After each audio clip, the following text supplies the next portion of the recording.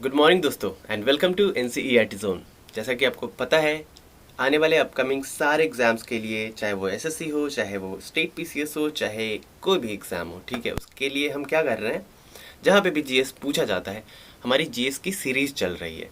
तो जिसमें हम करंट अफेयर्स तो शाम को कर ही रहे हैं, ठीक है, 6 से 7 के बीच में। साथ ही साथ ये सीरीज़ भी हम कंटिन्यू कर रहे हैं, ठीक है।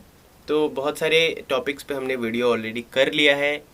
और आज के वीडियो में हम क्या बात करने वाले हैं, आज के वीडियो में हम बात करने वाले हैं हमारे जितने भी नेशनल सिंबल्स हैं ना, नेशनल सिंबल्स, उनकी बात करने वाले हैं। चाहे वो नेशनल फ्लैग हो, चाहे नेशनल एम्ब्लेम हो, नेशनल एंथम हो, नेशनल सॉन्ग हो, नेशनल फ्रूट्स हो, ठीक है। तो जितने भी नेशनल सिंबल्स हैं, हम उन सब की बात इस वीडियो में करेंगे।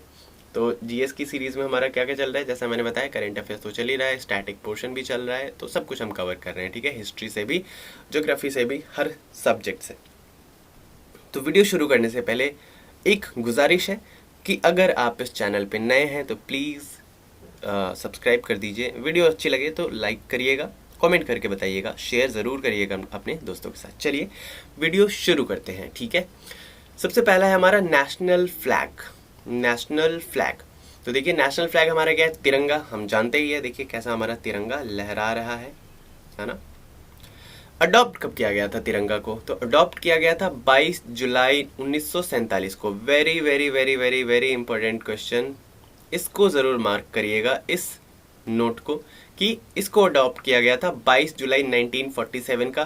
कहीं पे भी आपसे पूछा जा सकता है, पॉलिटी के सेक्शन में भी आपसे ये पूछा जा सकता है, ठीक है, स्टैटिक के भी पोर्शन में आपसे ये पूछा जा सकता है।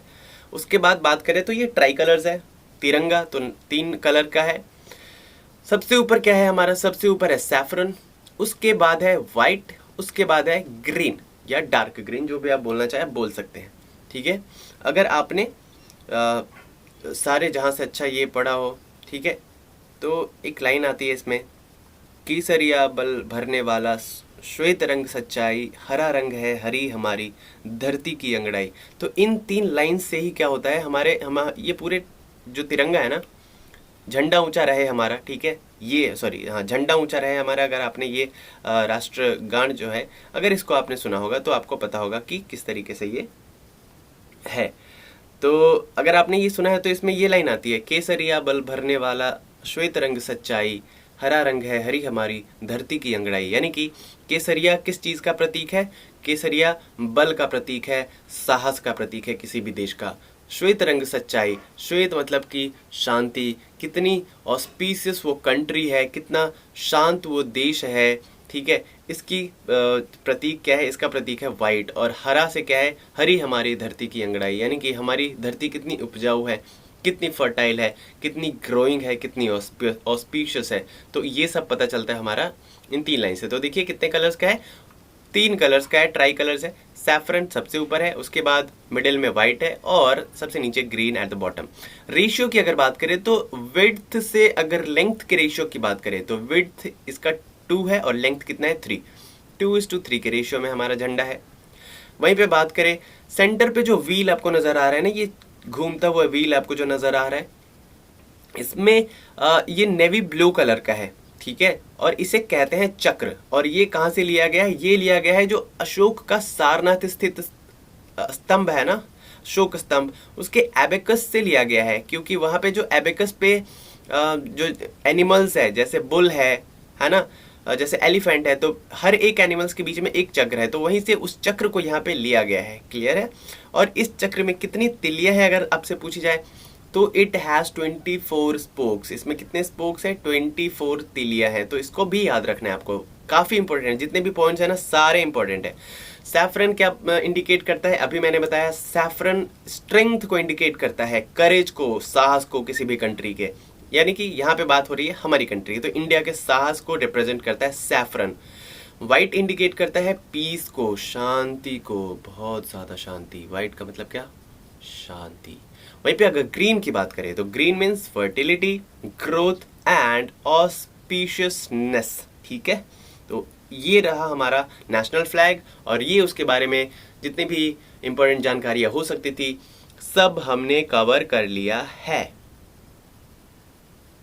अब हम आगे बात करते हैं हमारे नेशनल एम्बलम की। अच्छा, इसमें जो ये रेड रेड नज़र आ रहा है ना, तो इसको आप इग्नोर करिएगा, क्योंकि यहाँ पे जो हिंदी में टाइप किया है हमने, इसकी वजह से वो हिंदी टाइपिंग एरर दिखा रहा है। तो हिंदी में क्या ही टाइपिंग ये एरर पकड़ेगा, ये जो भी है पीपीटी, ठीक है।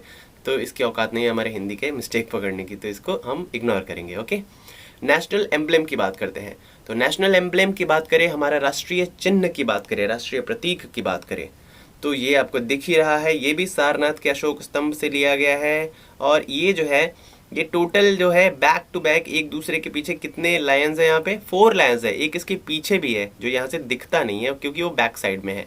उसके बाद अगर हम बात करें, देखिए, adaptation from Sarnath lion capital of Ashoka, clear है। There are 4 lions in this, जैसा कि मैंने अभी अभी बताया, 4 सिंह यहाँ पे है, 4 लायंस है। और एबेकस की बात करें, इसकी बात करें, तो इस पे क्या है, एलिफेंट्स है, हॉर्स है, बुल है और एक लायन है।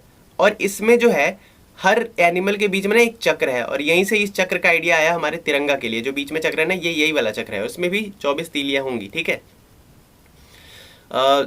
ठीक है, तो समझ में आ गया कौन कौन से एनिमल्स यहाँ पे है। और हर एनिमल्स के बीच में क्या है, हर एनिमल्स के बीच में व्हील है, चक्र है, क्लियर है।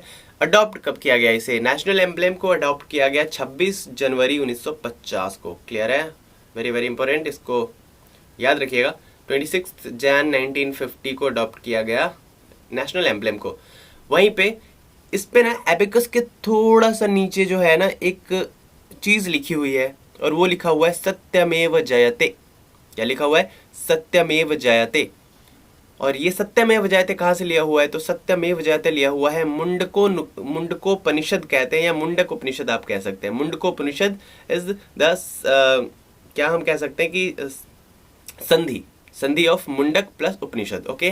और ये मुंडक उपनिषद से लिया गया सत्यमेव जयते। और ये जो इंस्क्राइब किया गया ना, इस पे, इस स्तंभ पे जो इंस्क्राइब किया गया है, लिखा गया है, वो लिखा गया है देवनागरी लिपि में, सेम लिपि में जिसमें हम हिंदी लिखते हैं, क्लियर है। चलिए बात करते हैं नेक्स्ट की। तो नेक्स्ट है नेशनल एंथम। नेशनल एंथम की बात आती है तो हमें पता है कौन सा हमारा नेशनल एंथम है, राष्ट्रगान हमारा क्या है, राष्ट्रगान हमारा है जन गण मन, ठीक है। तो जन गण मन ओरिजिनली कंपोज किया था, इसको बंगाली में किया गया था कंपोज। किन्होंने कंपोज किया था, तो रविंद्रनाथ टैगोर जी ने किया था, तो ये तो पता ही हमें। ओरिजिनली जो जन गण मन हुआ था ना कंपोज, ये हुआ था बंगाली में। अडॉप्ट इसको किया गया 24 जनवरी 1950 को, लेकिन बंगाली वर्जन को अडॉप्ट नहीं किया गया, उसको उसके हिंदी वर्जन को अडॉप्ट किया गया, क्लियर है। उसके हिंदी वर्जन को अडॉप्ट किया गया। सबसे पहले राष्ट्रगान को कहाँ पे गाया गया, नेशनल एंथम सबसे पहले गाया गया कैलकाटा सेशन जो हुआ था ना इंडियन नेशनल कांग्रेस का, वहां पे गाया गया दिसंबर 27 1911 में, ठीक है। 27 दिसंबर 1911 को कैलकाटा सेशन हुआ था, कलकत्ता अधिवेशन हुआ था इंडियन नेशनल कांग्रेस का, भारतीय राष्ट्रीय कांग्रेस का। उसमें सबसे पहली बार जनगण मन को गाया गया, क्लियर है। याद रखिएगा, काफी इंपॉर्टेंट है ये, कभी भी पूछ सकता है आपसे, कहीं भी पूछ सकता है, किसी भी एग्जाम में। उसके बाद playing time of full version is about 52 seconds. ये लगभग सब लोगों को पता होता है कि जो इसका प्लेइंग टाइम है वो लगभग 52 सेकेंड का है, ठीक है। इट वॉज फर्स्ट पब्लिश्ड, अच्छा, राष्ट्रगान जो है सबसे पहले प्रकाशित कब हुआ था, तो ये देखिए गाया गया कब, यहाँ पे 27 दिसंबर 1911 को। लेकिन अगर पब्लिकेशन की बात करें, पब्लिशन की बात करें, तो सबसे पहले जो ये पब्लिश हुआ था ना किसी भी मैगजीन वगैरह में, तो ये 1912 में हुआ था अंडर द टाइटल भारत विधाता। भारत विधाता इसके शीर्षक का नाम उसमें दिया गया था। और ये तत्वबोधिनी पत्रिका जो आती थी तब, जिसको एडिट करते थे रविंद्रनाथ टैगोर जी खुद, उसमें ये प्रकाशित हुआ था, ठीक है। उसके बाद अगर बात करें इसके इंग्लिश वर्जन की, तो इंग्लिश वर्जन को रेंडर किया था टैगोर जी ने, खुद ही रेंडर किया था, और इसका टाइटल उन्होंने रखा था morning song of India, clear है। तो इतनी सारी जानकारी हमें मिली नेशनल एंथम से। आगे बढ़ते हैं। नेशनल एंथम के बाद हमारे सामने है नेशनल सॉन्ग। नेशनल सॉन्ग क्या है, वंदे मातरम, ठीक है। वंदे मातरम को कंपोज किन्होंने किया था, तो वंदे मातरम को जो ओरिजिनली है ना संस्कृत में ही कंपोज किया गया है, तो संस्कृत में कंपोज इन्होंने किया था बंकिम चंद्र चटर्जी ने, इन्होंने किया है। उसके बाद ये जो है, ये इन्होंने कहाँ पे डाला हुआ था, ये जो नेशनल सॉन्ग है ना, ये कहाँ से उठाया गया है, तो ये जो कंपोज करके उन्होंने, उनका जो नॉवेल था ना, नॉवेल का उनका नाम था आनंद मठ, जो कि 1882 में पब्लिश हुआ था। तो आनंद मठ में ये नेशनल सॉन्ग ये सॉन्ग उन्होंने डाला था, जिसको as a national song adopt कर लिया गया इंडियन कॉन्स्टिट्यूशन के द्वारा। ठीक है, सबसे पहले जो इसे गाया गया वो 1896 के सेशन में गाया गया, जो कि इंडियन नेशनल कांग्रेस का ही सेशन था। तो राष्ट्रगान कब गाया गया? वो गाया गया 27 दिसंबर 1911 को कलकत्ता अधिवेशन में। वहीं पे 1896 के अधिवेशन में गाया गया कौन सा? वंदे मातरम, यानी कि नेशनल सॉन्ग। उसके बाद it has equal status with Jana Gana मन। अभी जन गण मन के बराबर का ही दर्जा इसे भी मिला है, यानी कि कोई डिफरेंस नहीं है कि राष्ट्रगान बड़ा है या फिर राष्ट्रीय गीत बड़ा है। तो दोनों को इक्वल स्टेटस मिला हुआ है, दोनों सेम इंपॉर्टेंस रखते हैं। क्लियर है? अडॉप्टेड ऑन 24 जनवरी 1950। इसे भी 24 जनवरी 1950 को क्या कर लिया गया? अडॉप्ट किया गया। क्लियर है? इंग्लिश ट्रांसलेशन की बात करें तो श्री औरोबिंदो ने इंग्लिश में ट्रांसलेट किया था नेशनल सॉन्ग को। ठीक है, वंदे मातरम को इंग्लिश में किन्होंने ट्रांसलेट किया था? तो श्री औरोबिंदो ने किया था। अब यहाँ पे देखिए, आपको जो ये दिख रहा होगा ना, नीचे कुछ बंगाली वर्जन है, तो नीचे वाला नहीं पढ़ना है आपको, सिर्फ ऊपर वाला पढ़ना है, यहाँ तक। चलिए आगे बढ़ते हैं। नेशनल सॉन्ग के बाद है हमारे सामने नेशनल कैलेंडर। अगर इंडिया के नेशनल कैलेंडर की बात करें तो ये है हमारा शक संवत को हम मानते हैं हमारा नेशनल कैलेंडर के तौर पे, शक एरा को मानते हैं। ठीक है, और जो सबसे पहला मंथ होता है शक कैलेंडर की बात करें, शक संवत की बात करें, तो सबसे पहला मंथ होता है चैत्र। बहुत सारे लोग जैसे हम बिहार से बिलोंग करते, तो हमारे यहाँ जो हमारे पूर्वज हैं, जो पुराने लोग हैं, दादी नानी, ये लोग क्या बोलते थे? चैत्र को चैत बोलते थे। चैत, वैशाख, जेठ, आषाढ़, यानी कि चैत्र, वैशाख, ज्येष्ठ, आषाढ़। ठीक है, तो इसी को हम कह सकते हैं कि ये क्या बन गया? तद्भव शब्द बन गया जो वो बोलते हैं। तो Chaitra is the first month of national calendar. वहीं पे ग्रेगोरियन कैलेंडर को भी इसके साथ साथ ही अडॉप्ट किया गया। तो चैत्र सबसे पहला, चैत्र कौन से महीने में आता है? तो चैत्र आपका आता है मार्च में। क्लियर है? मार्च में। वैशाख की बात करें तो अप्रैल। इस तरीके से ग्रेगोरियन और इंडियन कैलेंडर को आप मैच कर सकते हैं। ज्येष्ठ मई में आता है और फागुन फरवरी में आता है। इस तरीके से आप क्या कर सकते हैं? मैच कर सकते हो। तो क्या हो गया, एक बार पढ़ते हैं। चैत्र, वैशाख, ज्येष्ठ, आषाढ़, सावन, सावन बोलते हैं, मतलब वो देशज हो गया, तद्भव, श्रावण, और भाद्रपद। भाद्रपद को बोलते थे भादो, आश्विन को बोलते थे आसिन, कार्तिक को बोलते थे कार्तिक। तो ये अब शुद्ध पढ़ लीजिए, कार्तिक। मार्गशीर्ष हम बोलते थे माघ, मतलब हमारी दादी नानी। पौष को बोलते थे पूस। आपने एक पढ़ा होगा मुंशी प्रेमचंद की का एक जो रचना है पूस की रात। तो पूस यानी कि पौष, मतलब काफी ठंड पड़ती है तब। देखिए दिसंबर का महीना होता है। क्लियर है?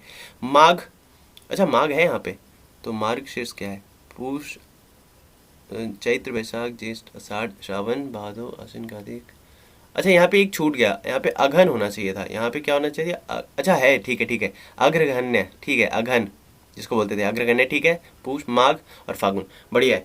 तो ये है आपका इंडियन नेशनल कैलेंडर, और इधर है ग्रेगोरियन कैलेंडर। तो आप मैच कर सकते हैं किस तरीके से। ठीक है, शक संवत जो लिया गया था 1879 इसका बेस ईयर माना जाता है। शक संवत का अडॉप्ट किया गया था इसको 22 मार्च 1957 को, अलॉन्ग विथ ग्रेगोरियन कैलेंडर।